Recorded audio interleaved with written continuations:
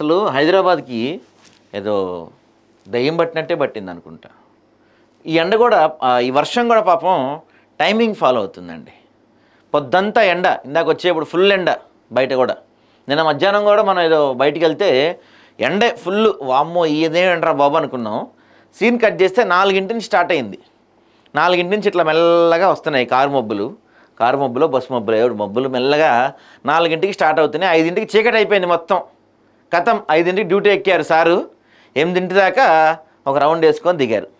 Daily serial అవుతుంది ఇది మనకి.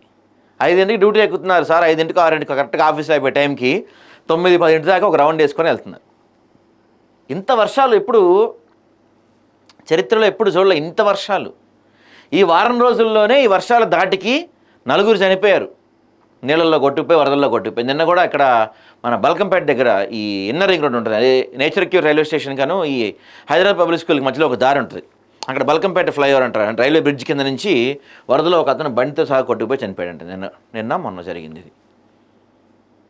ఈ వర్షాలు ఇంత పెట్టడానికి కారణం ఎవరు, ఇలా అవడానికి కారణం ఎవరు? దీనికి మనమే.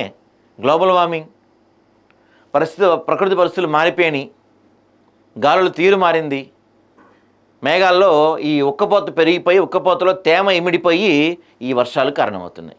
ఇంకా పెరిగేదే తప్ప ఇప్పుడప్పుడు తగ్గేది కనపడట్లేదంట. ఏం చేయాలి మరి మనం? ప్రభుత్వాలు ఏం చేయాలి? హైడ్రా ఏం చేయాలి? వర్షం పడితే నీళ్ళు నిలిచిపోయినాయి అనుకోండి సపోజు, అక్కడికి వెళ్ళి నీళ్లు తీస్తున్నారు, వెరీ గుడ్, మంచి పని చేస్తున్నారు. నెక్స్ట్ డే మళ్ళీ వర్షం పడితే మళ్ళీ వెళ్తున్నారు, అక్కడ నీళ్లు తోడుతున్నారు.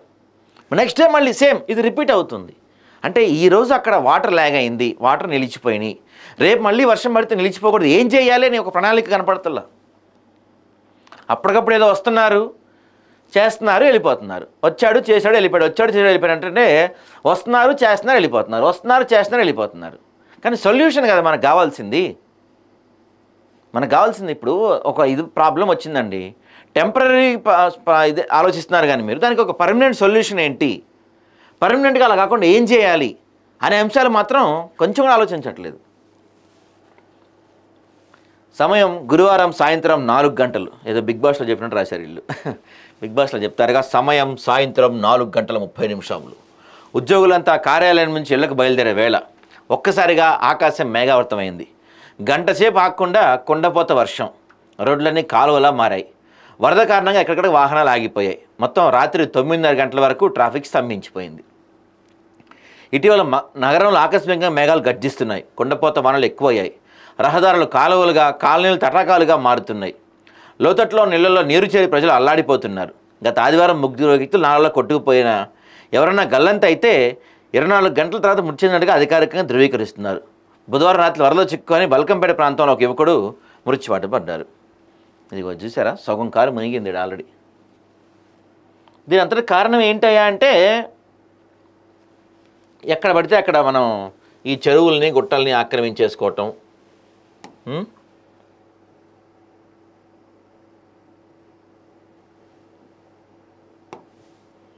వాటి ప్లేస్లో ఇల్లులు కట్టేయటం, నాళాలని మొత్తం పూర్తి చేయటం, సీన్ కట్ చేస్తే ఇదే అవుతుంది మనకి. ఖైరతాబాద్ మెట్రో స్టేషన్లో వరద ప్రవాహం, బేగంపేట అల్లంతోట బావి నాల సమీపంలో కాలనీలో వర్షపు నీరు చూడండి. ఏకంగా బేగంపేటలో మా రిపోర్టర్ వాళ్ళ ఇంట్లోకి నీళ్ళు వచ్చేసినాయి.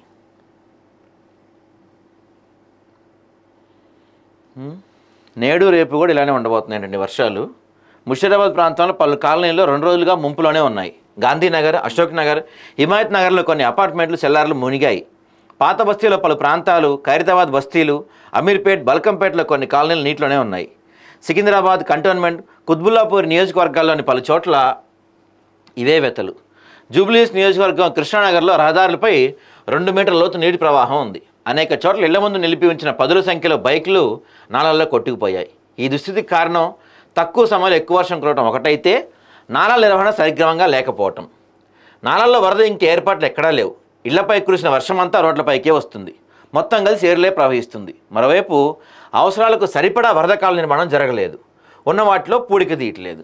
ఏమైంది? ఇది జరుగుతుంది పరిస్థితి. చూడండి, హుస్సేన్ సాగర్ నుంచి వచ్చే వరదతో అశోక్ నగర్లో ఉప్పొంగి ప్రవహిస్తున్న నాల.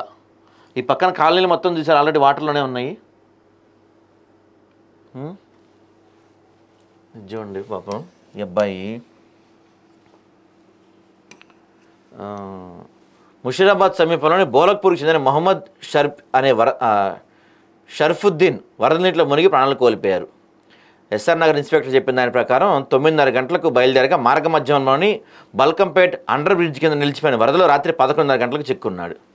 నీటిలో మొరాయించిన వాహనాన్ని బయటకు తీసేందుకు ప్రయత్నిస్తుండగా 4 వైపుల నుంచి వరద పోటెత్తడం రావడం కష్టమైంది. స్థానికులు, ఎస్ఆర్ నగర్ పోలీసులు, హైడ్రా సిబ్బంది ఎంత ప్రయత్నించినా కాపాడలేకపోయారంట. అయ్యయ్యో, ఈ వారంలోనే 4 చనిపోయారు. కేవలం ఈ వారంలోనే. మరి 4 చావుకు కారణం ఎవరండి? హైడ్రానా, పోలీసులా, జిహెచ్ఎంసీయా, ఇరిగేషన్ డిపార్ట్మెంటా? ఎవరు దీనికి కారణం? టౌన్ ప్లానింగ్ వల్ల ఎవరు కారణం? మరి వీళ్ళు 4 చావుకి ఎవరు కారణం? ఎవరు మాట్లాడట్లేదే ఆ 4 చావు గురించి కూడా కనీసం. ఎక్కడా కూడా రావట్లేదే వార్తల్లో కూడా. అంటే ఇవన్నీ ప్రభుత్వ హత్యలు కాదా ఇవన్నీ? మరి మీరు వ్యవస్థల్ని పాడు చేసి ఈ నాలాలు పూడికి తీయకుండా వర్షం వచ్చి వరద పొరిగిపోతే వెళ్ళే దారి లేకుండా చేయటం వల్ల ఈ పరిస్థితి వస్తుంది. కాబట్టి ఈ 4 చనిపోవడం కారణం ఎవరు? మీరే. ఇప్పటికైనా మారండి. వర్షం పడంగానే మీ బళ్ళు వేసుకెళ్ళిపోయి గబగబా ఏదో హడావిడి చేయటం కాకుండా పూర్తి స్థాయిలో ఏం చేయాలి, నెక్స్ట్ టైం అక్కడ వరద వచ్చినా, నెక్స్ట్ టైం ఇంతకన్నా భారీ వర్షం పడినా వాటర్ ల్యాక్ కాకుండా ఏం చేయాలి అనే అంశాలపైన మీరు సరైన ఆలోచన పెట్టి సరిగ్గా పనిచేస్తే మరొకరు ప్రాణాలు కోల్పోకుండా ఉంటారు.